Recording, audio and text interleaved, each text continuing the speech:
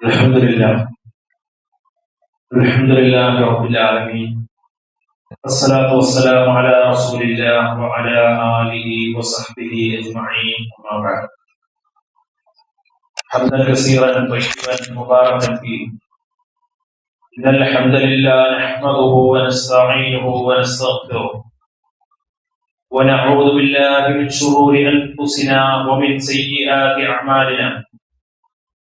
من يهده الله فلا مضل له ومن يضلله فلا هادي له. أشهد أن لا إله إلا الله وحده لا شريك له، وأشهد أن محمدا عبده ورسوله، وأرسله بالهدى ودين الحق ليظهره على الدين كله ولو كره المشركون. اللهم صل على محمد وعلى آل محمد كما صليت على إبراهيم وعلى آل إبراهيم، وبارك على محمد وعلى آل محمد كما باركت على إبراهيم وعلى آل إبراهيم إنك حميد مجيد. أما بعد، فإن خير الحديث كتاب الله، خير الهدي هدي محمد صلى الله عليه وسلم، وشر الأمور محدثاتها وكل محدثة بدعة وكل بدعة ضلالة وكل ضلالة في النار. أعوذ بالله من الشيطان الرجيم. بسم الله الرحمن الرحيم. يا أيها الذين آمنوا اتقوا الله حق تقاته ولا تموتن إلا وأنتم مسلمون. يا أيها الناس اتقوا ربكم الذي خلقكم من نفس واحدة وخلق منها زوجها وبث منهما رجالا كثيرا ونساء، واتقوا الله الذي تساءلون به والأرحام إن الله كان عليكم رقيبا. يا أيها الذين آمنوا اتقوا الله وقولوا قولا سديدا يصلح لكم أعمالكم ويغفر لكم ذنوبكم، ومن يطع الله ورسوله فقد فاز فوزا عظيما. أعوذ بالله من الشيطان الرجيم. بسم الله الرحمن الرحيم. هو الذي بعث في الأميين رسولا منهم يتلو عليهم آياته ويزكيهم ويعلمهم الكتاب والحكمة وإن كانوا من قبل لفي ضلال مبين. സ്നേഹാദരണീയരായ സത്യവിശ്വാസികളെ, സത്യവിശ്വാസിനികളെ, പ്രപഞ്ചനാഥനായ അല്ലാഹു സുബ്ഹാനഹു വ തആലയുടെ എല്ലാവിധ ആജ്ഞാനിർദ്ദേശങ്ങളും ജീവിതത്തിന്റെ എല്ലാ മേഖലകളിലും ഗൗരവത്തിൽ പാലിച്ച് സൂക്ഷിച്ച് ജീവിക്കണമേ എന്ന് എന്നോടെന്ന പോലെ ഏവരെയും ഉണർത്തുകയാണ്, വസിയത്ത് ചെയ്യുകയാണ്. അപ്രകാരം സദാ അള്ളാഹുവിനെ സൂക്ഷിച്ച് ജീവിക്കുന്ന മുഅ്മിനീങ്ങളിൽ മുത്തഖീങ്ങളിൽ അള്ളാഹു നമ്മെ എല്ലാവരെയും ഉൾപ്പെടുത്തി അനുഗ്രഹിക്കുമാറാകട്ടെ. പരിശുദ്ധ ഖുർആനും പ്രവാചകൻ സല്ലല്ലാഹു അലൈഹി വസല്ലമയുടെ തിരുസുന്നത്തും ഇത്തിബാഅ് ചെയ്ത് ജീവിക്കുന്ന മുഅ്മിനീങ്ങളിൽ അള്ളാഹു നമ്മെ ഉൾപ്പെടുത്തി അനുഗ്രഹിക്കുമാറാകട്ടെ. പ്രിയമുള്ള സഹോദരങ്ങളെ, ഇസ്ലാം എന്ന് പറഞ്ഞാൽ അഭിമാനമാണ് വിശ്വാസികൾക്ക്. ജീവിതത്തിന്റെ എല്ലാ സന്ദർഭങ്ങളിലും ഞാനൊരു മുസ്ലിമാണ് എന്ന് അഭിമാനബോധ്യത്തോടുകൂടി ജീവിക്കുന്നവനാണ് മുഅ്മിനീങ്ങൾ. നമ്മൾ മുഅ്മിനീങ്ങളാണ്, മുസ്ലിമീങ്ങളാണ് എന്നതിൽ അഭിമാനം കൊള്ളുകയും ആ നിലയ്ക്കുള്ള തിരിച്ചറിവും നമ്മുടെ ജീവിതത്തിൽ ഏത് സാഹചര്യത്തിലും ഏത് സന്ദർഭത്തിലും ഉണ്ടായിരിക്കേണ്ടതാണ്. അതിന്റെ അടിസ്ഥാനത്തിൽ അഭിമാനത്തോടുകൂടി ജീവിക്കുവാനുള്ള പ്രാപ്തി നമുക്ക് ഓരോരുത്തർക്കും നമ്മുടെ ജീവിതത്തിൽ ഉണ്ടായിരിക്കണം. മുനാഫിക്കീങ്ങളായ ആളുകൾ പ്രവാചകനും സഹാബത്തിന്റെയും മുന്നിൽ മുനാഫിക്കീൻ ഞങ്ങൾക്കാണ് ഇസ്സത്തുള്ളത്, അഭിമാനമുള്ളത് എന്ന നിലയ്ക്ക് ഇടപെട്ടപ്പോ പരിശുദ്ധ ഖുർആനിൽ അല്ലാഹു സുബ്ഹാനഹു വ തആല പറയുന്നുണ്ട്, എല്ലാ അഭിമാനവും എല്ലാ ഇസ്സത്തും അല്ലാഹുവിനാണ്. വലില്ലാഹിൽ ഇസ്സ, അതോടൊപ്പം അള്ളാഹുവിന്റെ മതത്തെ ലോകത്ത് പ്രബോധനം ചെയ്ത പ്രവാചകൻ സല്ലല്ലാഹു അലൈഹി വസല്ലം വലില്ലാഹിൽ ഇസ്സത്തു വലിറസൂലിഹി വലിൽമുഅ്മിനീന, അതുപോലെ ആ പ്രവാചകനെ ഇത്തിബാ ചെയ്ത് മുന്നോട്ട് പോകുന്ന യഥാർത്ഥ സത്യവിശ്വാസികൾ അവർക്കാണ് ഇസ്സത്തുള്ളത്. വലാകിന്നൽ മുനാഫിഖീന ലാ യഅലമൂൻ, കപടവിശ്വാസികൾ കാര്യങ്ങൾ മനസ്സിലാക്കുന്നില്ല, അവർക്ക് കൃത്യമായി കാര്യങ്ങളെ മനസ്സിലാക്കാൻ കഴിയില്ല എന്നാണ് പരിശുദ്ധ ഖുർആൻ ഓർമ്മപ്പെടുത്തിയിട്ടുള്ളത്. എന്ന് പറഞ്ഞാൽ മതവും മതബോധവും ഉള്ള ആളുകൾക്കാണ് അന്തസ്സും അഭിമാനവും അല്ലാഹു സുബ്ഹാനഹു വ തആല നൽകപ്പെടുക. അല്ലാത്ത ആളുകളിൽ നിന്ന് മതത്തെ പഠിക്കാത്ത, മതബോധത്തോടുകൂടി തഖ്വയോടുകൂടി ജീവിക്കാത്ത ആളുകളെ സംബന്ധിച്ചിടത്തോളം അത്തരം ആളുകളിൽ നിന്ന് അഭിമാനത്തെ അള്ളാഹു നീക്കം ചെയ്യുമെന്നാണ് ഖുർആൻ പറഞ്ഞത്. അത്തരം ആളുകളെ അള്ളാഹു അപമാനിതരാക്കും. അത്തരം അപമാനിതരായ ആളുകളെ ബഹുമാനിക്കാൻ ആരും ഉണ്ടാവുകയില്ല എന്നാണ് ഖുർആനിൽ സൂറത്ത് ഹജ്ജിൽ അള്ളാഹു ഓർമ്മപ്പെടുത്തിയത്. അതിന് ചരിത്രം സാക്ഷിയാണ്. പ്രവാചകന്റെ കാലത്ത് സമ്പത്ത് കൊണ്ട്, അധികാരം കൊണ്ട്, ജനസ്വാധീനങ്ങൾ കൊണ്ട്, പ്രശസ്തി കൊണ്ട്, തറവാടിത്തം കൊണ്ടൊക്കെ ഞങ്ങളാണ് അഭിമാനമുള്ളവരും അന്തസ്സുള്ളവരുമെന്ന് നടിച്ചിരുന്ന മക്കയിലെ മുശ്രിക്കുകൾ അവർ പ്രവാചകൻ സല്ലല്ലാഹു അലൈഹി വസല്ലമയുടെ മുന്നിൽ വന്ന് ആ നിലക്ക് സംസാരിക്കുകയും പ്രവർത്തിക്കുകയും ചെയ്തപ്പോൾ ആ മക്കയുടെ മുശ്രിക്കുകളുടെ മുന്നിൽ തലയെടുപ്പോടുകൂടി ഇസ്ലാമിന്റെ ആദർശത്തെ പ്രബോധനം ചെയ്ത് നിവർന്നിരുന്നുകൊണ്ട് ഇസ്ലാമിന്റെ ആദർശം അനുസരിച്ച് ജീവിച്ചു കാണിച്ചു കൊടുക്കാൻ പ്രവാചകൻ സല്ലല്ലാഹു അലൈഹി വസല്ലമക്ക് കിട്ടിയ കരുത്ത് എന്ന് പറയുന്നത് ഇസ്ലാമിക ആദർശത്തിന്റെ അടിത്തറയിലായിരുന്നു എന്നത് നമ്മൾ ഓരോരുത്തരും മനസ്സിലാക്കേണ്ട കാര്യമാണ്. പ്രവാചകനും സഹാബത്തും ആ നിലക്ക് അന്തസ്സോടുകൂടി തന്നെയാണ് അവിടെ ജീവിച്ചത്. ആ പ്രബോധന കാലഘട്ടങ്ങളിൽ പല സ്ഥലത്തും ക്ഷമ അവലംബിക്കേണ്ടി വരും. ആ പ്രബോധന ജീവിത കാലഘട്ടങ്ങളിൽ നമുക്ക് മാതൃകയാണതെല്ലാം. ചില സ്ഥലങ്ങളിൽ ക്ഷമയും സഹനവും, അതുപോലെ തന്നെ ചില സ്ഥലങ്ങളിൽ വിട്ടുവീഴ്ചയും, അതുപോലെ തന്നെ ചില സന്ദർഭങ്ങളിൽ സന്ധിയുമെല്ലാം ഇസ്ലാമിക ചരിത്രത്തിൽ ഉണ്ടായിട്ടുണ്ട്. അത് ഇക്കാലത്തും നമുക്കൊക്കെ ആവശ്യമായി വരും. പക്ഷേ ഒരാളുടെ മുന്നിലും നട്ടല് വളച്ചുകൊണ്ട് നിൽക്കേണ്ട ഒരവസ്ഥ ഒരു അഭിമാനത്തോടുകൂടി ജീവിക്കുന്ന ഒരു മുസ്ലിമിന് ഉണ്ടാവുകയില്ല എന്നത് ഇസ്ലാമിക ചരിത്രത്തിൽ നിന്ന് നമ്മൾ പഠിക്കേണ്ട ഒരു കാര്യമാണ്. നോക്കൂ നിങ്ങൾ, പ്രവാചകൻ സല്ലല്ലാഹു അലൈഹി വസല്ലമയുടെ പ്രബോധനത്തിന്റെ ആദ്യ കാലഘട്ടം, പ്രവാചകന്റെ പിതൃവ്യനാണ് അബൂതാലിബ്. അബൂതാലിബ് ഇസ്ലാം സ്വീകരിച്ചിട്ടില്ല. അബൂതാലിബ് പ്രവാചകൻ എല്ലാ പരിചരണവും നൽകി, എല്ലാ സഹായവും നൽകി മുന്നോട്ട് പോയിക്കൊണ്ടിരിക്കുകയാണ്. മക്കയിലെ മുശ്രിക്കുകളുടെ ഇടയിൽ വലിയ മാന്യനായി ജീവിച്ച വ്യക്തിയാണ് അബൂതാലിബ്. ആ ആളുകളെല്ലാവരും ഖുറൈശികൾ അബൂതാലിബിന്റെ മുന്നിലേക്ക് വരുന്നുണ്ട്. വന്നിട്ട് അവിടുന്ന് പറയുന്ന ചില കാര്യങ്ങളുണ്ട്. അദ്ദേഹത്തോട് പറഞ്ഞു, താങ്കൾ ഞങ്ങളിലെ മാന്യനാണ്, ഞങ്ങളുടെ ദൈവങ്ങളെ തള്ളിപ്പറയുന്ന, അതുപോലെ തന്നെ ഞങ്ങളുടെ ആചാരങ്ങളിൽ നിന്ന് വ്യത്യസ്തമായ ആചാരങ്ങൾ പരിചയപ്പെടുത്തുന്ന മുഹമ്മദ് എന്ന് പറഞ്ഞ താങ്കൾ പരിചരിക്കുന്ന, അന്നുവരെയും അവർക്കെല്ലാം പ്രിയപ്പെട്ടവരായിരുന്ന മഹാനായ പ്രവാചകൻ സല്ലല്ലാഹു അലൈഹി വസല്ലമയുടെ പ്രബോധന വിഷയങ്ങളെ എടുത്ത് അഡ്രസ് ചെയ്തുകൊണ്ട് അബൂതാലിബിനോട് അവർ പറയുന്ന വാക്ക്, അതിൽ നിന്ന് താങ്കളും അദ്ദേഹത്തെ മാറണമെന്ന് ആവശ്യപ്പെടുന്ന ഒരു സാഹചര്യം അന്നുണ്ടായി. അല്ലാത്ത പക്ഷം ഞങ്ങൾ താങ്കളോടും മുഹമ്മദിനോടും ഒരുമിച്ച് യുദ്ധം ചെയ്യുന്ന, അല്ലെങ്കിൽ ആ നിലക്ക് പ്രതികരിക്കുന്ന സാഹചര്യം, പോരാടുന്ന ഒരു സാഹചര്യം ഇവിടെ ഉണ്ടാകും എന്ന മുന്നറിയിപ്പാണ് മക്കയിലെ മുശ്രിക്കുകൾ അബൂതാലിബിന്റെ മുന്നിൽ വെക്കുന്നത്. അബൂതാലിബ് വല്ലാതെ അസ്വസ്ഥനായി പ്രവാചകൻ സല്ലല്ലാഹു അലൈഹി വസല്ലമയുടെ അടുത്തേക്ക് വന്നു. എന്നിട്ട് അബൂതാലിബ് മുഹമ്മദ് നബി സല്ലല്ലാഹു അലൈഹി വസല്ലമയെ വിളിച്ചു, സഹോദരപുത്ര, എന്നെയും നിന്നെയും നീ രക്ഷിക്കണം. എനിക്ക് താങ്ങാൻ കഴിയാത്ത ഭാരം എന്റെ ചുമരിലേക്ക് നീ എടുത്തു വെക്കരുത്. നീ പ്രബോധനം ചെയ്യുന്ന ആദർശത്തിൽ നീ പിന്മാറണം എന്ന് അബൂതാലിബ് മഹാനായ പ്രവാചകനോട് പറഞ്ഞു. ഇന്നും പലരും അതുപോലെ പറയാറുണ്ട്.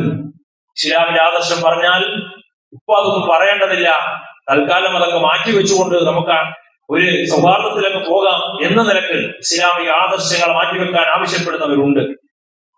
പ്രവാചകനോട് അബൂതാലിബ് എന്ന് പറഞ്ഞപ്പോൾ പ്രവാചകൻ അബൂതാലിബിന്റെ മുഖത്ത് നോക്കി, എന്നിട്ട് ആകാശത്തേക്ക് നോക്കി, ഉദിച്ചുയർന്നു നിൽക്കുന്ന സൂര്യനെ നോക്കി.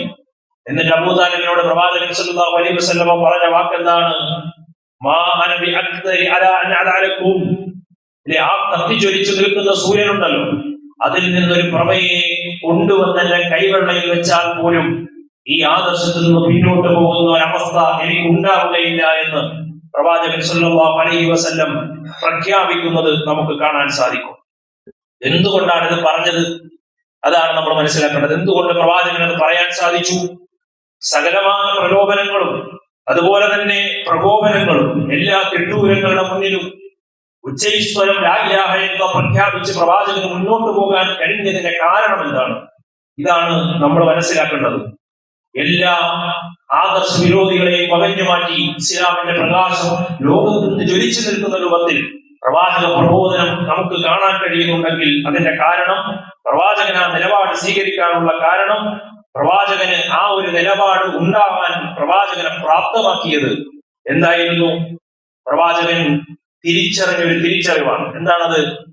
ഞാൻ നിലകൊള്ളുന്നത് ദൈവിക മതത്തിലാണ്, ഞാൻ നിലകൊള്ളുന്നത് ഇസ്ലാമിന്റെ തനതായ ആദർശത്തിലാണ്, ഞാൻ നിലകൊള്ളുന്നത് സ്വർഗത്തിന്റെ വഴിയിലാണ്. ഈ ഒരു തിരിച്ചറിവാണ് സഹോദരങ്ങളെ ഇന്ന് നമ്മളിൽ പലർക്കും നഷ്ടപ്പെട്ടു പോയിരിക്കുന്നത്. നമ്മൾ മുന്നോട്ട് പോകുന്നത് ഇസ്ലാമിന്റെ ആദർശം മുസ്ലിമാണെന്ന് പറയും, പക്ഷേ അള്ളാഹുവിന്റെ മതത്തിലാണ് നമ്മൾ മുന്നോട്ട് പോകുന്നത്. എന്തൊക്കെ തിട്ടൂരങ്ങളും എന്തൊക്കെ പ്രലോഭനങ്ങളും എന്തൊക്കെ പ്രകോപനങ്ങളും എന്തൊക്കെ ദുരാരോപണങ്ങളും നമുക്കെതിരെ വന്നാലും ഇസ്ലാമിന്റെ ആദർശത്തെ ഉറക്കം പ്രഖ്യാപിച്ച് മുന്നോട്ട് പോകാൻ നമുക്ക് കഴിയാത്തതിന്റെ കാരണം ആ ദൈവിക മതത്തിലാണ്, സത്യത്തിന്റെ മാർഗത്തിലാണ് നമ്മൾ ഉറച്ചു നിൽക്കുന്നത് എന്ന ഒരു ബോധം, ആ ഒരു തിരിച്ചറിവ് നമുക്ക് പലർക്കും ഇന്ന് നഷ്ടപ്പെട്ടുകൊണ്ടിരിക്കുന്നു എന്നതാണ്. ഇസ്ലാമിന്റെ ആദർശം സ്വീകരിച്ച് സത്യമതമെന്ന് തിരിച്ചറിഞ്ഞ പൂർണ്ണ മനസ്സോടുകൂടി മഹാനായ രണ്ടാം ഖലീഫ ഉമർ ഖത്താബ് റളിയല്ലാഹു അൻഹു ഇസ്ലാം സ്വീകരിച്ച സാഹചര്യം, ഇസ്ലാം സ്വീകരിച്ചിട്ട് പ്രവാചകനോട് പറയുന്ന ഒരു കാര്യമുണ്ട്. പ്രവാചകൻ ഉമർ റളിയല്ലാഹു അൻഹു പ്രഖ്യാപിച്ച നിലപാടുകളുണ്ട്. എന്താണ് ആ നിലപാട്? നബിയെ, നമ്മൾ സത്യമതത്തിലാണ്, പിന്നെ എന്തിന് മറഞ്ഞിരിക്കണം? ഇത് പ്രഖ്യാപിക്കാൻ എന്തിന് നമ്മൾ മടിച്ചിരിക്കണം എന്ന ചില സംസാരങ്ങൾ ഉമർ ഖത്താബ് റളിയല്ലാഹു അൻഹുവിന്റെ ഭാഗത്തു നിന്നുണ്ടാകുന്നുണ്ട്. അള്ളാഹു ഇസ്ലാം കൊണ്ട് നമുക്ക് അഭിമാനം നൽകിയിട്ടുണ്ട്. പിന്നീട് കാലഘട്ടം കഴിഞ്ഞു, ബൈത്തുൽ മുഖദ്ദസ് ഇസ്ലാമിന്റെ കീഴിലേക്ക് വന്ന് കരാർ എഴുതാൻ വേണ്ടി വന്ന ഒരു സന്ദർഭം ഉണ്ടായിട്ടുണ്ട്. അന്ന് ഉമർ ഖത്താബ് റളിയല്ലാഹു അൻഹു, അബൂബക്കർ റളിയല്ലാഹു അൻഹു ഒക്കെ അവിടെയാണ്. അവിടുത്തെ ആളുകളെ കുറിച്ചൊക്കെ മനസ്സിലാക്കി. അങ്ങനെ ഉമർ ഖത്താബ് റളിയല്ലാഹു അൻഹു അങ്ങോട്ട് പോകുന്നുണ്ട്. വെള്ളമുള്ള ഒരു പ്രദേശത്തെത്തി. പാദരക്ഷകൾ അഴിച്ചു വെച്ച് ഒട്ടകത്തിന്റെ മുക്കുകയറ് പിടിച്ച് നടക്കുന്ന ഉമർ റളിയല്ലാഹു അൻഹു അവിടെ നിന്നുകൊണ്ട് പറയുന്ന ഒരു വാക്കുണ്ട്. പണ്ട് കാലഘട്ടങ്ങളിൽ ജാഹിലിയ്യത്തിലായിരുന്ന സമയത്ത് നമ്മൾ വളരെ നിന്ദ്യരായിരുന്നു. ആരും സമൂഹത്തിൽ അറിയപ്പെടാത്ത, പരിഗണിക്കാത്ത കൈസർ രാജാക്കന്മാർ അവർ വലിയ ഉത്തംഗതിയിൽ വിഹരിച്ചു കൊണ്ടിരുന്നപ്പോഴും പരിഗണിക്കാതിരുന്ന ഒരു കാലഘട്ടം ഇസ്ലാമിന് മുമ്പ് കഴിഞ്ഞുപോയി. ഇസ്ലാമിന് മുമ്പ് നമ്മുടെ ജീവിതത്തിൽ കഴിഞ്ഞു പോയിട്ടുണ്ട് ജാഹിലിയ്യത്തിലെന്ന് ഉമർ ഖത്താബ് റളിയല്ലാഹു അൻഹു പറയുകയായിരുന്നു. അള്ളാഹു ഇസ്ലാമിന്റെ പ്രഭ കൊണ്ട് നമുക്ക് അഭിമാനം നൽകി, ഇസ്സത്ത് നൽകി.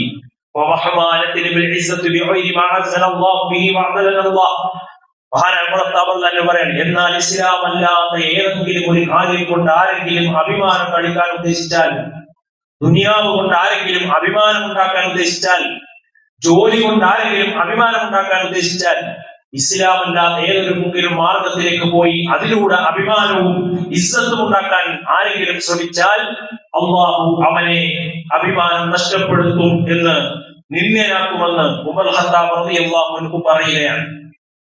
സൂറത്തുൽ കഹ്ഫ് വായിക്കുമ്പോ ഇന്ന് നമ്മൾ ഓതിയ സൂറത്തുൽ കഹ്ഫിലെ ഒരു തോട്ടക്കാരന്റെ ചരിത്രം അറിയില്ലേ? തനിക്ക് കിട്ടിയ സമ്പത്ത് കൊണ്ട് അഭിമാനം നടിക്കാൻ, ഇസ്സത്ത് നടിക്കാൻ ശ്രമിച്ചപ്പോ മുഴുവനും നാശം സംഭവിച്ചു പോയ ആ ചരിത്രം നമ്മൾ പലപ്പോഴും ഓർക്കുന്നില്ലേ, നമ്മൾ വായിക്കുന്നില്ലേ? അവിടെയൊക്കെ എന്താ നമ്മൾ പഠിക്കേണ്ടത്? ഇസ്ലാം കൊണ്ട് അഭിമാനം ഉണ്ടാകുന്ന ഒരു മുഅ്മിനായി ജീവിക്കാൻ നമുക്ക് കഴിയണം. ആദർശ രംഗത്ത് കണിശമായ നിലപാട് സ്വീകരിക്കാൻ സഹോദരങ്ങൾക്ക് പറയുമ്പോൾ നമ്മൾ ഓരോരുത്തരും ചിന്തിക്കണം. നമ്മളുടെ ഓരോരുത്തരുടെ ഈ നിലപാടുകളും നമ്മളുടെ ആദർശ രംഗത്ത് നമ്മളുടെ സ്ഥാനവും നമ്മുടെ സമീപനവും എങ്ങനെയാണ് മുന്നോട്ട് പോകുന്നതെന്ന് നമ്മൾ കണിശമായ ഒരു നിലപാടുകളിലാണോ മുന്നോട്ട് പോകുന്നത് എന്നൊരു ചിന്ത, ഒരു വിചിന്തനം നമ്മെ സംബന്ധിച്ചിടത്തോളം ഉണ്ടാകണം. ഇസ്ലാം അഭിമാനം പകരുന്ന ഒരു മതമാണ്. നമുക്ക് ആ അഭിമാനമുണ്ടോ? ആരുടെ മുന്നിലും ഞാനൊരു മുസ്ലിമാന്ന് പറയുമ്പോൾ ആ അഭിമാനം നമുക്ക് ഉണ്ടോ എന്നത് നമ്മൾ ഓരോരുത്തരും ചിന്തിക്കണം. അങ്ങനെ അഭിമാനം ഉണ്ടാകണമെങ്കിൽ നമ്മൾ മാതൃകയാകണം. അത് നേതാക്കന്മാർ മാത്രമല്ല, അനുയായികളും കുട്ടികളും ഇസ്ലാമിൽ മുഴുവൻ വ്യക്തികളും സ്ത്രീകളും എല്ലാവരും ജീവിതത്തിന്റെ നോക്കുകൊണ്ട് വാക്കുകൊണ്ട് പ്രവൃത്തി കൊണ്ട് എല്ലാവർക്കും മാതൃകയുള്ളവരായി നമ്മുടെ ജീവിതത്തിൽ നമ്മൾ മുന്നോട്ട് പോകണം. എങ്കിലേ ആ അഭിമാനം നമുക്ക് നേടിയെടുക്കാൻ കഴിയുകയുള്ളൂ. ഈ ആദർശത്തിൽ നമുക്ക് ഉറച്ചു നിൽക്കാൻ കഴിയുള്ളൂ. തൗഹീദിന്റെ പാതയിൽ അടിയുറച്ച് മുന്നോട്ട് പോകാൻ കഴിയുള്ളൂ. മഹാനായ സഅദ് റളിയല്ലാഹു അൻഹു ഉമ്മയോട് പറഞ്ഞൊരു വാക്ക് ചരിത്രത്തിൽ കാണാം. എന്താണ് പറഞ്ഞത്? എത്ര ശരീരം ഉണ്ടായിട്ടും എത്ര നഫ്സ് ഉണ്ടായിട്ടും ഇല്ലേ, ഓരോ നഫ്സുകളും മരണപ്പെട്ടു വീണാൽ പോലും ഈ ആദർശത്തിൽ നിന്ന് ഞാൻ പിന്നോട്ട് പോകില്ല ഉമ്മ. എന്നെ ഈ ആദർശത്തിൽ നിന്ന് പിന്നോട്ട് വലിക്കാൻ ശ്രമിക്കണ്ട ഉമ്മ. ഇനി ഓരോ ശരീരമായി വലിച്ചു വീഴുന്നത് കണ്ടാലും ഞാൻ ഈ ആദർശത്തിൽ നിന്ന് ഇസ്ലാമിന്റെ പ്രഭയിൽ നിന്ന് പിന്നോട്ട് പോകണമെന്നാണ് ഉദ്ദേശിക്കുന്നതെങ്കിൽ അതൊരിക്കലും സാധ്യമല്ല എന്ന് പ്രഖ്യാപിക്കാൻ സാധിച്ചത് സഹോദരങ്ങളെ ഈ ഒരു തിരിച്ചറിവാണ്. അതുകൊണ്ട് നമുക്കും ഉണ്ടാകണം ആ അഭിമാനവും അന്തസ്സും. നമുക്കും ഉണ്ടാകണം. ഇസ്ലാം കൊണ്ട് അന്തസ്സ് നടിക്കാൻ നമുക്ക് സാധിക്കണം. മതത്തെ കൃത്യമായി ഉൾക്കൊള്ളുന്നവർക്ക് മാത്രമേ ആ ഇസ്സത്ത് കിട്ടുകയുള്ളൂ. അത് തുറന്നു പറയാനുള്ള അഭിമാനബോധം അത്തരം ആളുകൾക്ക് മാത്രമേ ലഭിക്കുകയുള്ളൂ എന്ന് മനസ്സിലാക്കണം. സ്വഹാബിമാർക്ക് അതുണ്ടായിരുന്നു. ആ കാലഘട്ടങ്ങളിൽ നമുക്കറിയാം, എത്യോപ്യയിലേക്ക് നജാശി രാജാവിന്റെ കൊട്ടാരത്തിലേക്ക് ജഅഫർ ബിൻ അബീ ത്വാലിബും സംഘവും കടന്നു ചെന്നു. ഇല്ലേ, അവിടെ ഒരു മടിയുമില്ലാതെ അവർ ഉച്ചൈസ്വരം ലാ ഇലാഹ ഇല്ലല്ലാഹ് സന്ദേശം പ്രഖ്യാപിച്ചില്ലേ. നജാശി രാജാവ് ഇസ്ലാമിലേക്ക് വന്ന ചരിത്രമല്ലേ നമ്മൾ കാണുന്നത്. അവർക്ക് ഇസ്ലാം കൊണ്ട് അവരെ അഭിമാനത്തോടുകൂടി നെഞ്ചുറപ്പോടുകൂടി അവിടെ നിന്നുകൊണ്ട് ഇസ്ലാമിനെ പരിചയപ്പെടുത്താൻ അവർക്ക് സാധിച്ചിരുന്നു എന്നത് ചരിത്രമാണ്. പേർഷ്യയിലെ റുസ്തമിന്റെ കൊട്ടാരത്തിലേക്ക് കടന്നു ചെന്ന് തൗഹീദ് പറഞ്ഞ മഹാരഥന്മാരായ റളിയല്ലാഹു പോലെയുള്ള സഹാബിമാരുടെ ചരിത്രം ഈ രംഗത്തൊക്കെ നമുക്ക് വലിയ മാതൃകയാണ്. എത്ര സഹാബിമാർ നമുക്ക് കാണാൻ സാധിക്കും. ഹബീബ് ബിൻ സഈദ് റളിയല്ലാഹു അൻഹുവിനെ പോലെയുള്ളവർ ഇസ്ലാമിക പ്രബോധനം ആരുടെ മുന്നിലും, ഏത് രാജാവിന്റെ മുന്നിലും, ഏത് ചക്രവർത്തിയുടെ മുന്നിലും ധൈര്യസമേതം പറയാനും ഒരു മുസ്ലിമാണെന്ന് പറയാനും അഭിമാനത്തോടു കൂടി ജീവിച്ചവരാണ്. ഇന്ന് സമൂഹത്തിന്റെ ഇടയിൽ പോലും ഒരു മുസ്ലിം ഐഡന്റിറ്റിയോട് ജീവിക്കാൻ മടി കാണിക്കുന്ന ആളുകൾ ഇന്ന് നമ്മുടെ സമൂഹത്തിൽ വർദ്ധിച്ചുകൊണ്ടിരിക്കുന്ന ഒരു കാലഘട്ടമാണ് സഹോദരങ്ങളെ നമുക്ക് കാണാൻ കഴിയുന്നത്. ആരെങ്കിലും ഒക്കെ ഇസ്ലാമിനെ വിമർശിക്കുമ്പോ സോഷ്യൽ മീഡിയയിലും എവിടെങ്കിലുമൊക്കെ ഏതെങ്കിലുമൊക്കെ കുറിപ്പ് ഇസ്ലാമിനെതിരെ എഴുതുമ്പോ നമ്മുടെ ആളുകളും അത് വായിച്ചിട്ട് അതിന് മറുപടി പോലും പറയാൻ കഴിയുന്നില്ല. എന്താ കാരണം? ഇതിന്റെ ഒക്കെ ഒരു കാരണമുള്ളൂ, ഇസ്ലാമിനെ പഠിക്കുന്നിടത്ത് നമുക്ക് വലിയ അബദ്ധം സംഭവിച്ചു. പ്രവാചകന്റെ മദ്രസയിൽ നിന്ന് ദീൻ പഠിച്ചവരാണവർ. അത് ഉൾക്കൊണ്ടു. നമ്മുടെ ആളുകൾ ഇന്ന് മതം പഠിക്കുന്നില്ല എന്നതാണ് അതിന്റെ ഏറ്റവും പ്രധാനപ്പെട്ട പ്രശ്നം. ആരെങ്കിലും ഇസ്ലാം വിമർശനം ഉന്നയിക്കുമ്പോൾ നമ്മൾ സംശയത്തിലാവുകയാണ്. അതിനൊരു കൃത്യമായ മറുപടി കൊടുക്കാൻ പോലും പലർക്കും കഴിയുന്നില്ല എന്നതാണ് യാഥാർത്ഥ്യം. സഹോദരങ്ങളെ, അതുകൊണ്ട് മതത്തെ കൃത്യമായി പഠിക്കുക. ഇസ്ലാമിന്റെ ഇസ്സത്ത് കിട്ടണോ, മുഅ്മിനീങ്ങളാകണോ, മതത്തെ കൃത്യമായി പഠിക്കുക എന്നത് നമുക്ക് എല്ലാവരുടെയും ബാധ്യതയാണ്. എങ്കിൽ മാത്രമേ നമുക്ക് അഭിമാനം ഉണ്ടാവുകയുള്ളൂ.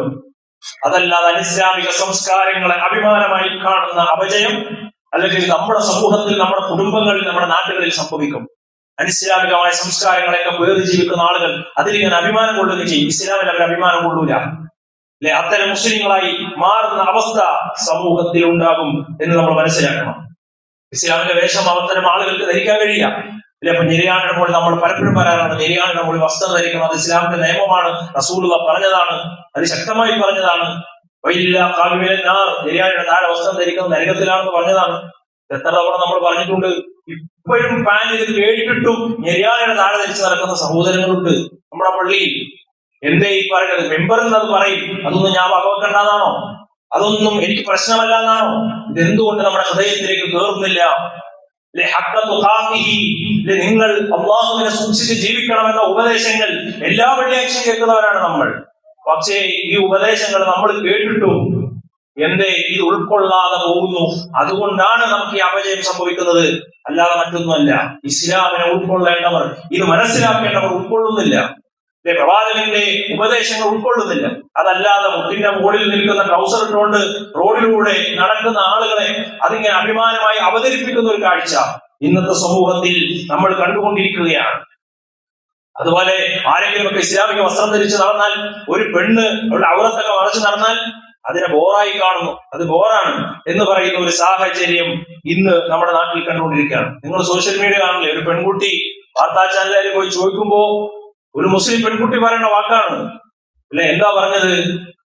ഇസ്ലാമിന്റെ നിയമങ്ങളൊക്കെ പൊളിച്ചെഴുതേണ്ട സമയമായി, അതൊക്കെ മോഡിഫൈ ചെയ്യണം അല്ലെ, അതൊക്കെ പഴഞ്ചനാണ്, അപരിഷ്കൃതമാണ് എന്ന് പറയുന്ന അവസ്ഥ മുസ്ലിം നാമധാരികൾ പോലും പറയുന്നു. എന്തുകൊണ്ട്? ഇസ്ലാമിനെ പഠിച്ചിട്ടില്ല, ഇസ്ലാമിനെ മനസ്സിലാക്കേണ്ട വിധം മനസ്സിലാക്കുന്നില്ല എന്നതാണ്. നമ്മളുടെ പെൺകുട്ടികൾ പോലും ആ നിലയ്ക്ക് ചിന്തിച്ചുകൊണ്ട് ഇസ്ലാമിന്റെ നിയമങ്ങളോടും ഇസ്ലാമിന്റെ നിർദ്ദേശങ്ങളോടും ഒക്കെ മുഖം തിരിച്ചു കാണിക്കുന്ന, പുച്ഛമനോഭാവത്തോടെ കാണുന്ന, നിസ്സാരവൽക്കരിക്കുന്ന സാഹചര്യം ഇന്ന് നമ്മുടെ നാടുകളിൽ കണ്ടുകൊണ്ടിരിക്കുന്നു. സഹോദരങ്ങളെ, അത് അപകടമാണ്. അത് ഉണ്ടാകാതിരിക്കണമെങ്കിൽ ദീനിനെ പഠിക്കാൻ നമുക്ക് സാധിക്കണം. ഇസ്ലാമിൽ ഉയർന്ന ഒരു കാലഘട്ടം ഉണ്ടായിരുന്നു അല്ലെ, മഹാന്മാരായ പ്രവാചകന്മാരുടെയും സഹാബത്തിന്റെയും കാലഘട്ടം. അവരുടെ ഗവേഷണങ്ങൾ ലോകത്തറിയപ്പെട്ടു, അവരുടെ പഠനങ്ങൾ ലോകത്തറിയപ്പെട്ടു. അവർ വിട്ടേച്ചു പോയ ജീവിതം ലോകത്തിൽ ഇന്നും വായിക്കപ്പെടുന്നു, ഗ്രന്ഥങ്ങളാക്കപ്പെടുന്നു. അതുപോലെ തന്നെ അവരുടെ ജീവിത രീതികളെല്ലാം ഇന്നും മാതൃകയാണ്. നമുക്ക് ഇന്നത്തെ മുസ്ലിം സമൂഹത്തിൽ എന്തുകൊണ്ടത് നഷ്ടപ്പെടുന്നു അല്ലെ? അവർ ലോകത്തറിയപ്പെട്ടവരായി മാറി. അവരുടെ കണ്ടുപിടുത്തങ്ങൾ പോലും അന്ന് ലോകത്തറിയപ്പെട്ടിരുന്നു. പിന്നീട് കാലഘട്ടം കഴിഞ്ഞപ്പോൾ അതിൽ നിന്നൊക്കെ പിന്നോട്ട് പോകുന്ന സാഹചര്യങ്ങൾ ഉണ്ടായി. അത്തരം പഠനങ്ങളില്ല, ഗവേഷണങ്ങളില്ല, അത്തരം സാഹചര്യങ്ങളിലെല്ലാം മാറി. എന്താണ് സഹോദരങ്ങളെ കാരണം? ജാഹിലിയത്തിന്റെ വൈതരണികളെ തിരിച്ചു വിളിക്കുന്ന സാഹചര്യമാണ് ഇന്നിന്റെ സമൂഹത്തിൽ നമ്മൾ കണ്ടുകൊണ്ടിരിക്കുന്നത്. എന്തൊക്കെ ജാഹിലിയത്തിൽ ഉണ്ടായിരുന്നോ അതെല്ലാം മറ്റു രൂപത്തിൽ ഇന്ന് സമൂഹത്തിലേക്ക് കടന്നു വന്നുകൊണ്ടിരിക്കുകയാണ്. മതനിരാസവും മതനിഷേധവും ഒക്കെ ഇന്ന് സമൂഹത്തിൽ കൂടുതലായി വ്യാപിച്ചുകൊണ്ടിരിക്കുന്ന ഒരു കാലഘട്ടത്തിലാണ്. ഭൗതികതയിൽ മുങ്ങിത്തപ്പിക്കൊണ്ടിരിക്കുന്ന അത്തരം രോഗങ്ങൾ പിടിക്കപ്പെട്ടുകൊണ്ടിരിക്കുന്ന മനസ്സുകളായി മുസ്ലിം നാമധാരികളുടെ മനസ്സുകളും മാറിക്കൊണ്ടിരിക്കുന്ന സാഹചര്യം. നമ്മുടെ നാട്ടിലെ ഭാഷയിൽ പറഞ്ഞാൽ ദാനേഷ് കുമാരി മുസ്ലിം അല്ലെ, മുസ്ലിം കോളത്തിൽ പൂരിപ്പിക്കാൻ വേണ്ടി മാത്രം മുസ്ലിം അല്ലെ, റേഷൻ കാർഡിൽ മാത്രം നമ്മുടെ പേര് മുസ്ലിം പേരുകൾ, അങ്ങനെ മാത്രമായി മാറുന്ന ഒരു സാഹചര്യം. ഇസ്ലാം അനുസരിച്ച് ജീവിക്കാൻ ആർക്കും താല്പര്യമില്ല. എത്ര ഹുതുബ കേട്ടാലും, ഞാനൊരു ഉദാഹരണം പറഞ്ഞാണ്, അതുകൊണ്ട് നമ്മൾ കേൾക്കുന്നു, തിരിച്ചു പോകുന്നു. വെള്ളിയാഴ്ച നേരത്തെ വരണമെന്ന് വിവരം പറയുന്നത് എല്ലാ ആഴ്ചയും കേൾക്കാറുള്ളതാണ്. എന്നാലും ഇപ്പോഴും ബാങ്ക് കൊടുക്കുമ്പോഴാണ് വീട്ടിൽ നിന്ന് ഇറങ്ങുക. എന്തേ നമ്മുടെ മനസ്സിലേക്ക് കയറാത്തത്? കുറ്റപ്പെടുത്തുന്നല്ല സഹോദരങ്ങളെ. ഈ ഇസ്ലാമിന്റെ നിയമങ്ങൾ ഇത് എന്റെ വക പറയേണ്ടതല്ല. അള്ളാഹുവിന്റെ റസൂൽ ലോകത്ത് വഹീ കൊണ്ട് പഠിപ്പിച്ച നിയമങ്ങളാണ്, ആദർശങ്ങളാണ്. ഇത് നമ്മൾ പ്രാവർത്തികമാക്കി ജീവിക്കാതെ നമുക്ക് ഇസ്സത്ത് കിട്ടുമെന്ന് നമ്മൾ പ്രതീക്ഷിക്കണ്ട. അള്ളാഹു അത്തരം അല്ലാത്ത കാര്യങ്ങൾ ഇസ്സത്ത് നൽകാൻ ശ്രമിച്ചാൽ അള്ളാഹു അധപ്പതിക്കുമെന്ന് പരിശുദ്ധ ഖുർആൻ നമ്മളെ പഠിപ്പിച്ചതാണ്. സഹോദരങ്ങളെ, അതുകൊണ്ട് നമുക്ക് ഇസ്സത്ത് വേണോ? അഭിമാനം വേണോ? മുസ്ലിം എന്ന് പറയുന്നതിൽ അഭിമാനം വേണോ? അതിന് ഒരേ ഒരു പരിഹാരമുള്ളൂ. അവർ മുറുകെ പിടിച്ചതുപോലെ ഖുർആനിനെയും സുന്നത്തിനെയും ജീവിതത്തിൽ മുറുകെ പിടിച്ച് മുന്നോട്ട് പോകാൻ നമ്മൾ ശ്രമിക്കുക. അതിൽ നിന്ന് അകലാൻ ശ്രമിച്ചാൽ നമുക്കും ഈ അഭിമാനം നഷ്ടപ്പെടും.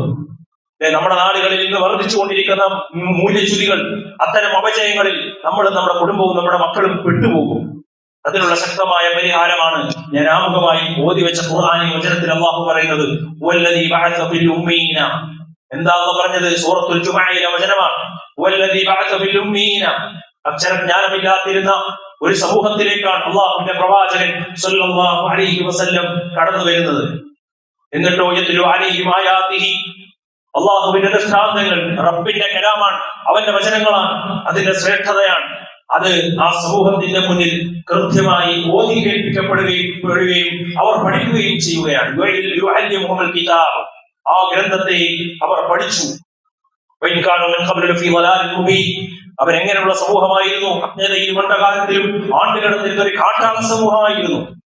സത്യമെന്നറിയാത്ത, ശവങ്ങളെ പിന്തിരുന്ന, വിഗ്രഹങ്ങളെ ആരാധിച്ചിരുന്ന ഒരു സമൂഹം, നിസ്സാര കാര്യങ്ങൾക്ക് വേണ്ടി യുദ്ധം ചെയ്തിരുന്ന, ഡാർക്ക് ഏജിൽ നടന്ന ഇരുണ്ട യുഗം എന്നറിയപ്പെടുന്ന ഒരു കാലഘട്ടം. ആ കാലഘട്ടത്തിലാണ് പരിശുദ്ധ ഖുർആൻ കൊണ്ടും അള്ളാഹുവിന്റെ പ്രവാചകൻ വിപ്ലവം സൃഷ്ടിക്കുന്നത്. പരിശുദ്ധ ഖുർആന്റെ വചനങ്ങളോതി അവരെ സംസ്കരിച്ചു. ഇന്ന് ഈ പ്രശ്നങ്ങൾക്ക് എന്ത് പരിഹാരമുണ്ട് എന്ന് ചോദിക്കുമ്പോ അതിനൊരേ ഒരു പരിഹാരമേ ഉള്ളൂ. ഖുർആനിലേക്കും സുന്നത്തിലേക്കും മടങ്ങുക എന്ന പരിഹാരം മാത്രമേ അതിനുള്ളൂ എന്നത് നമ്മൾ ഓരോരുത്തരും തിരിച്ചറിയാൻ കഴിയണം. ഖുർആന്റെ പ്രചാരണങ്ങളിൽ നമ്മൾ ഓരോരുത്തരും ഉണ്ടായിരിക്കണം. ഖുർആന്റെ പ്രചാരകരായി നമ്മൾ മാറണം. നമ്മൾ ഓരോരുത്തരുടെയും ജീവിതം ഖുർആനായി മാറാൻ നമ്മൾ ശ്രമിക്കണം.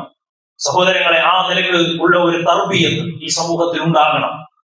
മാത്രവുമല്ല, ഇസ്ലാമിക സംസ്കരണം ആ നിലക്ക് നമുക്ക് സാധ്യമാകും. നമുക്ക് നിങ്ങൾ മദ്യവും വ്യഭിചാരവും ഒക്കെ അഭിമാനമായി കണ്ടിരുന്ന ഒരു കാലഘട്ടത്തിൽ ആ പരിസരത്താണ് ഖുർആൻ പഠിപ്പിച്ച സാംസ്കാരിക നിയമങ്ങൾ ഇല്ലേ, അത് ഉൾക്കൊണ്ടുകൊണ്ട് ലോക ചരിത്രത്തിൽ അറിയപ്പെടുന്ന കുന്തും ഖൈറ ഉമ്മ, ഉത്തമമായ ഒരു സമൂഹം എന്ന സർട്ടിഫിക്കറ്റ് ലഭിക്കുന്ന മാതൃകയിൽ ആ പ്രവാചകന്റെ സഹാബത്ത്, താബിഈങ്ങൾ, തബഉ താബിഈങ്ങൾ, ഖുലഫാഉ റാഷിദീങ്ങൾ മാറിയത് എന്നത് സഹോദരങ്ങളെ നമുക്ക് മനസ്സിലാക്കാൻ സാധിക്കണം. അതുകൊണ്ട് ഈ സമൂഹത്തിൽ, നമ്മുടെ നാട്ടിൽ ഇത്തരം അപകടത്തിലേക്ക് നമ്മുടെ സമൂഹത്തിൽ ആളുകൾ പോയിക്കൊണ്ടിരിക്കുന്ന ഈ കാലഘട്ടത്തിൽ നമുക്ക് സമൂഹത്തിൽ ചെയ്യാൻ കഴിയുന്ന ഏറ്റവും വലിയ സേവനം ഏതാണ്? ഏറ്റവും വലിയ സേവനം ആളുകൾക്ക് ഭക്ഷണം കൊടുക്കൽ സേവനമാണ്, അല്ലെ? അവർക്ക് വസ്ത്രം വാങ്ങിക്കൊടുക്കൽ, അവർക്ക് വീട് വെച്ചു കൊടുക്കലൊക്കെ സേവനമാണ്. അതെല്ലാം നമ്മൾ ചെയ്യണം. പക്ഷേ ഏറ്റവും വലിയ സേവനം എന്ന് പറഞ്ഞാൽ അതെന്താണെന്ന് നമ്മൾ തിരിച്ചറിയണം. ഖുർആനിന്റെ സന്ദേശ പ്രചരണമാണ് ഒരു വിശ്വാസി സമൂഹത്തോട് ചെയ്യുന്ന ഏറ്റവും വലിയ സന്ദേശം, ഏറ്റവും വലിയ കാര്യം, സമൂഹത്തിൽ ചെയ്യുന്ന സാമൂഹ്യ സേവനം എന്നത് നമ്മൾ ഓരോരുത്തരും മനസ്സിലാക്കി മുന്നോട്ട് പോകാൻ ശ്രമിക്കണം. അത്തരം വിശ്വാസികളിൽ അല്ലാഹു സുബ്ഹാനഹു വ തആല നമ്മെ എല്ലാവരെയും ഉൾപ്പെടുത്തി അനുഗ്രഹിക്കുമാറാകട്ടെ.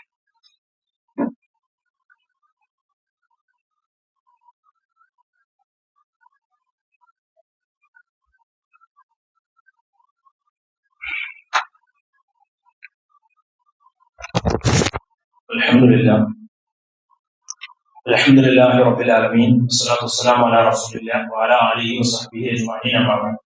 സ്നേഹം നിറഞ്ഞ സത്യവിശ്വാസികളെ, സത്യവിശ്വാസിനികളെ, അല്ലാഹുവിന്റെ വിധിവിലക്കുകൾ ജീവിതത്തിന്റെ എല്ലാ മേഖലകളിലും കഴിവിന്റെ പരമാവധി കാത്തു സൂക്ഷിച്ച് പാലിച്ചുകൊണ്ട് ജീവിക്കണമെന്ന് എന്നോടുള്ള പോലെ എവരെയും ഉണർത്തുകയാണ്, വസിയത്ത് ചെയ്യുകയാണ്. അങ്ങനെ അല്ലാഹുവിനെ സദാ സൂക്ഷിച്ച് ജീവിക്കുന്ന മുഅ്മിനീങ്ങളിൽ അല്ലാഹു നമ്മെ ഉൾപ്പെടുത്തി അനുഗ്രഹിക്കുമാറാകട്ടെ. അഭിമാനമാണ് ഇസ്ലാം എന്ന കാര്യമാണ് നമ്മൾ സൂചിപ്പിച്ചത്. ആ അഭിമാനത്തോടുകൂടി നമ്മളെല്ലാവരും, ആ ബോധ്യത്തോടുകൂടി ജീവിതത്തെ മുന്നോട്ട് കൊണ്ടുപോകാൻ ശ്രദ്ധിക്കണം, അതിനുവേണ്ടി പ്രവർത്തിക്കണം എന്ന് ഒരിക്കൽ കൂടി ഓർമ്മപ്പെടുത്തുകയാണ്. അല്ലാഹു അനുഗ്രഹിക്കുമാറാകട്ടെ. പ്രിയമുള്ള സഹോദരങ്ങളെ, പ്രധാനപ്പെട്ട ഒരു കാര്യം സൂചിപ്പിക്കാനുള്ളത്, നമ്മള് കഴിഞ്ഞ ഖുതുബകളിൽ സൂചിപ്പിച്ച ഒരു കാര്യമാണ് ഹജ്ജുമായി ബന്ധപ്പെട്ട വിഷയം. ഇൻഷാ അല്ലാഹ് സർക്കാർ ഈ വർഷത്തെ ഹജ്ജിന് അപേക്ഷിക്കാനുള്ള ഭാരത സർക്കാരിന്റെ അറിയിപ്പ് വന്നിട്ടുണ്ട്. അവസാന സമയം ഈ മാസം 7-ാം തീയതിയാണ് എന്ന് അറിയിച്ചിട്ടുണ്ട്. അതുകൊണ്ട് എല്ലാവരും ഹജ്ജിന് വേണ്ടി ശ്രമിക്കുന്ന മുഴുവൻ സഹോദരങ്ങളും, അത് പ്രത്യേകം സർക്കാരിൽ പോകാൻ ആഗ്രഹിക്കുന്നവർ അത് ഓർത്തിരിക്കണമെന്ന് പ്രത്യേകം ഓർമ്മപ്പെടുത്തുകയാണ്. ഇസ്ലാമിലെ പഞ്ചസ്തംഭങ്ങളിൽ വളരെ പ്രധാനപ്പെട്ട ഒരു കാര്യമാണ്. നമ്മൾ മറ്റു നിലക്ക് ഒരുങ്ങുന്നതിന് മുമ്പ് മാനസികമായാണ് ഹജ്ജിന് വേണ്ടി ഒരുങ്ങേണ്ടത്. ഇസ്ലാമിലെ അടിസ്ഥാനമാണ് ഹജ്ജ് എന്ന് പറയുന്നത്. ജിഹാദ് കഴിഞ്ഞാൽ ഏറ്റവും ഉത്തമമായ ആരാധനയായി പഠിപ്പിക്കപ്പെട്ട കാര്യവും ഹജ്ജാണ്. റസൂലുള്ളാഹി പറഞ്ഞു, അയ്യുൽ അമലി അഫ്ളൽ, ഏറ്റവും ശ്രേഷ്ഠപ്പെട്ട അമലായി അല്ലാഹുവിന്റെ റസൂൽ പഠിപ്പിച്ചത് അത് ഒരു ഹജ്ജുൻ മബ്റൂർ, സ്വീകരിക്കപ്പെടുന്ന ഒരു ഹജ്ജ് ചെയ്യുക എന്നതാണ്. ഓരോ വിശ്വാസിയുടെ മേലും ശാരീരികവും അതുപോലെ തന്നെ സാമ്പത്തികവുമായ എല്ലാ ശേഷിയുള്ളവരുടെ മേൽ നിർബന്ധമായ ഒരു കർമ്മം കൂടിയാണ് ഹജ്ജ് എന്ന് പഠിപ്പിക്കപ്പെട്ടിട്ടുണ്ട്. മറ്റൊരു സ്ഥലത്ത് മികച്ച ജിഹാദ് എന്ന് പോലും ഹദീസുകളിൽ ഹജ്ജിന് ഹജ്ജുൽ മബ്റൂർ എന്ന് പഠിപ്പിക്കും. ഹജ്ജുൽ ബൈത്ത് ജിഹാദു വഅജ്മലഹു എന്ന് റസൂലുള്ളാഹി സ്വല്ലല്ലാഹു അലൈഹി വസല്ലം പറഞ്ഞ ഒരു കർമ്മം കൂടിയാണ് ഹജ്ജ് ചെയ്യുന്നത്. ഹജ്ജ് ചെയ്യുന്നവർ അല്ലാഹുവിന്റെ ആളുകളാണ് എന്ന് പരിശുദ്ധ ഖുർആനിൽ അല്ലാഹു ഓർമ്മപ്പെടുത്തിയിട്ടുണ്ട്. പുണ്യകരമായ ഹജ്ജ് ചെയ്യുന്നതിന്റെ പ്രതിഫലം സ്വർഗമാണ്. സ്വർഗമല്ലാതെ മറ്റൊരു പ്രതിഫലവുമില്ല. അത്രമേൽ ശ്രേഷ്ഠമായ ഒരു കർമ്മമാണ് ഹജ്ജ് ചെയ്യുന്ന ഒരു വ്യക്തി. അവന്റെ മുഴുവൻ പാപങ്ങളും ഇല പൊഴിഞ്ഞു, മരത്തിൽ നിന്ന് ഇല പൊഴിഞ്ഞു വീഴുന്നത് പോലെ മുഴുവൻ പാപങ്ങളും പൊറുക്കപ്പെട്ട് ജനിച്ചു വീഴുന്ന കുഞ്ഞിനെ പോലെ, ഫിത്രത്തിലായി കുഞ്ഞിനെ പോലെ തിരിച്ചു വരാൻ കഴിയുമെന്നാണ് റസൂലുള്ളാഹി സ്വല്ലല്ലാഹു അലൈഹി വസല്ലം പറഞ്ഞത്. റജഅക യൗമ വലദതു ഉമ്മുഹു, ഉമ്മയിൽ നിന്ന് ജനിച്ച ഒരു കുഞ്ഞു പോലെ തിരിച്ചു വരാൻ കഴിയുന്ന ഒരു കർമ്മമാണ് ഹജ്ജ് എന്ന് മഹാനായ പ്രവാചകൻ സല്ലല്ലാഹു അലൈഹി വസല്ലം പഠിപ്പിച്ചു. അതുപോലെ തന്നെ ഇബ്നു അബ്ബാസ് റിപ്പോർട്ട് ചെയ്യുന്ന ഹദീസ് റസൂലുള്ളാഹി പറയുന്നുണ്ട്, മൻ അറാദൽ ഹജ്ജ ഫയതഅജ്ജൽ, ഹജ്ജ് ഉദ്ദേശിക്കുന്നവർ വേഗത്തിലാക്കുക. ആരോഗ്യമുള്ള സമയത്താണ് ഹജ്ജ് ചെയ്യാൻ ശ്രമിക്കേണ്ടത്. അപ്പോഴേ കർമ്മങ്ങളൊക്കെ യഥാവിധം നമുക്ക് നിർവഹിച്ചു പോകാൻ കഴിയുകയുള്ളൂ. അല്ലെ, കഴിവും സമ്പത്തും ഒക്കെ ഉണ്ടായിട്ട് പിന്തിപ്പിക്കുന്ന ഒരു സാഹചര്യം ഉണ്ടാകരുത്. അതുകൊണ്ട് നല്ല നിയമത്തോടുകൂടി നമ്മളൊക്കെ അതിനുവേണ്ടി പരിശ്രമിക്കണം എന്ന് റസൂലുള്ളാഹി ഓർമ്മപ്പെടുത്തിയതാണ്. മാത്രമല്ല, ലാ തഖൂമു സ്സാഅ, അന്ത്യദിനം സംഭവിക്കുകയില്ല. ഹജ്ജ് ചെയ്യാത്തൊരു സമയം അന്നാണ് അന്ത്യദിനം സംഭവിക്കുക എന്ന് അള്ളാഹുവിന്റെ പ്രവാചകൻ സല്ലല്ലാഹു അലൈഹി വസല്ലം പഠിപ്പിക്കുന്നത് നമുക്ക് കാണാൻ കഴിയും. അലി റളിയല്ലാഹു അൻഹു പറഞ്ഞൊരു വാക്ക് ശ്രദ്ധേയമാണ്. അവിടുന്ന് പറഞ്ഞു, ആരെങ്കിലും കഴിവുണ്ടായിട്ടും പ്രാപ്തി ഉണ്ടായിട്ടും, ഈ വാക്ക് നമ്മൾ ശരിക്കും ശ്രദ്ധിക്കണം, ആർക്കെങ്കിലും കഴിവുണ്ടായിട്ടും സാഹചര്യം ഒരുങ്ങിയിട്ടും ഹജ്ജിന് പോകാൻ പിന്തിച്ചു കഴിഞ്ഞാൽ അവൻ പോകാതിരിക്കുകയാണെങ്കിൽ, അവൻ യഹൂദിയായിട്ടും നസ്രാനിയായിട്ടോ മരിച്ചാൽ അത്ഭുതപ്പെടേണ്ടതില്ല എന്നുപോലും പറയുന്നുണ്ടെങ്കിൽ, സഹോദരങ്ങളെ, നമ്മുടെ കാലത്ത് നിന്ന് അതിനൊക്കെ കഴിവുണ്ടായിട്ടും മാറ്റിവെക്കുന്ന ഒരുപാട് സഹോദരങ്ങളുണ്ട്. ഒരിക്കലും അത് ചെയ്യാൻ പാടില്ല. അതുകൊണ്ട് ഇൻഷാ അല്ലാഹ് അത് മനസ്സിലാക്കി അതിനുവേണ്ടി ഒരുങ്ങണം എന്ന് ഓർമ്മപ്പെടുത്തുകയാണ്. അല്ലാഹു പരിശുദ്ധ ഹറമിലേക്ക് പോയി ഹജ്ജ് ചെയ്യുന്ന വിശ്വാസികളിൽ നമ്മളെ എല്ലാവരെയും അല്ലാഹു ഉൾപ്പെടുത്തി അനുഗ്രഹിക്കുമാറാകട്ടെ. 3 കാര്യങ്ങൾ സൂചിപ്പിക്കാനുള്ളത്. ഒന്ന്, പള്ളി പരിപാലന ഫണ്ടാണ്. എല്ലാവരും അള്ളാഹുവിന്റെ ഭവനത്തിന് വേണ്ടി ഉദാരമായി സംഭാവന നൽകുക. അള്ളാഹു ജാരിയായ സദഖയിൽ നമ്മുടെ സംഭാവനകളെ ഉൾപ്പെടുത്തി അള്ളാഹു അനുഗ്രഹിക്കുമാറാകട്ടെ. ജീവിതത്തിലെ മുഴുവൻ പ്രയാസങ്ങളും അള്ളാഹു ദൂരീകരിക്കുമാറാകട്ടെ. ജീവിതത്തിന്റെ എല്ലാ മേഖലകളിലും അള്ളാഹു ബർക്കത്ത് നൽകി അനുഗ്രഹിക്കുമാറാകട്ടെ.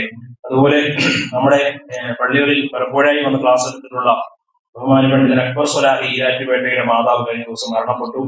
കബറടക്കം കഴിഞ്ഞു. എല്ലാവരും ആത്മാർത്ഥമായി ആ ഉമ്മയ്ക്ക് വേണ്ടി പ്രാർത്ഥിക്കണമെന്ന് ഓർമ്മപ്പെടുത്തുകയാണ്. അള്ളാഹു ആ ഖബറിനെ വിശാലമാക്കി കൊടുക്കുമാറാകട്ടെ. അള്ളാഹു ജന്നാത്തുൽ ഫിർദൗസിൽ നമ്മെ ഒരുമിച്ച് കൂട്ടി അനുഗ്രഹിക്കുമാറാകട്ടെ. ആ ഖബർ ബർസഖിയായ ലോകത്ത് കഴിയുന്ന സത്യവിശ്വാസികളായ നമ്മുടെ സഹോദരങ്ങൾ അള്ളാഹു അവർക്ക് മഹ്ഫിറത്തിനെയും റഹ്മത്തിനെയും പ്രദാനം ചെയ്ത് അനുഗ്രഹിക്കുമാറാകട്ടെ. അതുപോലെ നമ്മുടെ ഒരു പ്രവർത്തകന്റെ, നമ്മുടെ പള്ളിയിൽ വരുന്ന ഒരു സഹോദരന്റെ ഭാര്യ ബോധരഹിതയായി വീണ് ഹോസ്പിറ്റലിൽ അഡ്മിറ്റ് ചെയ്തു എന്ന് അറിയിച്ചിട്ടുണ്ട്. എല്ലാവരും ആത്മാർത്ഥമായ സഹോദരിക്ക് വേണ്ടി പ്രാർത്ഥിക്കണം. അള്ളാഹു ആ സഹോദരിയുടെ എല്ലാ പ്രയാസങ്ങളും ദൂരീകരിച്ച് നൽകി അനുഗ്രഹിക്കുമാറാകട്ടെ. പൂർണ്ണ ആരോഗ്യത്തോടുകൂടി ആഫിയത്തോടുകൂടി മടങ്ങി വരാനുള്ള തൗഫീഖ് അള്ളാഹു പ്രദാനം ചെയ്ത് അനുഗ്രഹിക്കുമാറാകട്ടെ. രോഗം കൊണ്ട് പ്രയാസപ്പെടുന്ന ഒരുപാട് സഹോദരങ്ങൾ അള്ളാഹു അവരുടെ രോഗങ്ങളെ ശിഫാഉൻ ആജിലിനെ സമ്മാനിക്കുമാറാകട്ടെ. അതുപോലെ സഹോദരങ്ങളെ വെളിച്ചം, ഇൻഷാ അല്ലാഹ് വെളിച്ചം ഖുർആൻ പഠന പദ്ധതിയുടെ 5 പുസ്തകം കൂടി നമ്മുടെ മക്കളുണ്ട്. ആവശ്യക്കാർ അത് ബന്ധപ്പെട്ട് വാങ്ങണം എന്ന് ഓർമ്മപ്പെടുത്തുകയാണ്. അള്ളാഹു അനുഗ്രഹിക്കുമാറാകട്ടെ. ഹിന്ദി ഖുർആൻ പഠിതാക്കൾ ക്ലാസുകൾ ശ്രദ്ധാപൂർവ്വം പഠിക്കുക. അള്ളാഹു നമ്മൾ ചെയ്യുന്ന എല്ലാ അമലിസ്വാലിഹാത്തുകളും സ്വർഗത്തിലേക്ക് നയിക്കുന്ന വിശ്വാസികൾ ഉൾപ്പെടാൻ അള്ളാഹു നമ്മെ എല്ലാവരെയും ഉൾപ്പെടുത്തി അനുഗ്രഹിക്കുമാറാകട്ടെ. മരണപ്പെടുന്ന സമയത്ത് പരിശുദ്ധ ലാ ഇലാഹ ഇല്ലല്ലാഹ് ചൊല്ലി മരിക്കുന്ന മുവഹ്ഹിദീങ്ങളിൽ മുത്തഖീങ്ങളിൽ അള്ളാഹു നമ്മെ എല്ലാവരെയും ഉൾപ്പെടുത്തി അനുഗ്രഹിക്കുമാറാകട്ടെ. ജീവിതത്തിന്റെ എല്ലാ മേഖലകളിലും ഇസ്ലാമിനെ ഉയർത്തിപ്പിടിച്ച് മുസ്ലിമായി അഭിമാനത്തോടുകൂടി ജീവിക്കുന്ന മുഅ്മിനീങ്ങളിൽ അള്ളാഹു നമ്മെ എല്ലാവരെയും ഉൾപ്പെടുത്തി അനുഗ്രഹിക്കുമാറാകട്ടെ. ലോകത്തിന്റെ വ്യത്യസ്ത ഭാഗങ്ങളിൽ പ്രയാസപ്പെടുന്ന സഹോദരങ്ങൾ അള്ളാഹു അവർക്ക് അമ്നിനെ, നിർഭയത്വത്തെ നൽകി അനുഗ്രഹിക്കുമാറാകട്ടെ. اللهم اغفر للمؤمنين والمؤمنات والمسلمين والمسلمات والأحياء منهم والأموات إنك مجيب الدعوات يا قاضي الحاجات.